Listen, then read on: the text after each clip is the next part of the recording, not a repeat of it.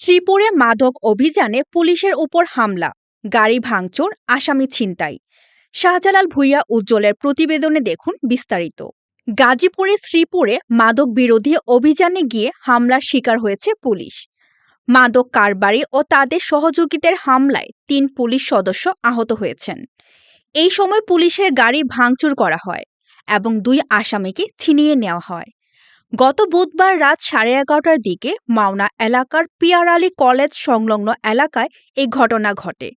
Police জানায়, অভিযানে ৩ মাদক কারবারিকে আটক করে ইয়াবা উদ্ধার করা হয়। এই সময় দেশীয় অস্ত্র, রামদা ও লাঠি নিয়ে পুলিশের উপর অতর্কিত হামলা চালানো হয়। ইটপাটকেল নিক্ষেপে পুলিশের ২টি পিকআপ ভ্যান ক্ষতিগ্রস্ত হয়।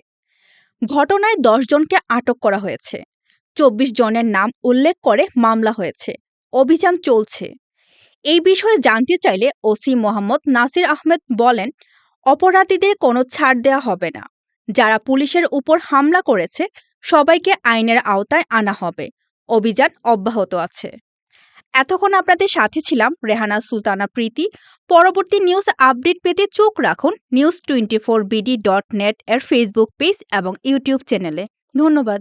রাত 10 ঘটিকার সময় আমাদের বিশেষ অভিযান টিম একটা গোপন সংবাদের ভিত্তিতে মাদক ধরার জন্য পিয়ার আলী কলেজের পিছনে মাস্টার বেকারির উত্তর পাশে জনৈক জাহাঙ্গীরের বাড়ির সামনে কাঁচা রাস্তার উপর ৩ জনকে তল্লাশি করাকালীন অতর্কিত তাদের কাছে ৩০ পিস ইয়াবা পায়।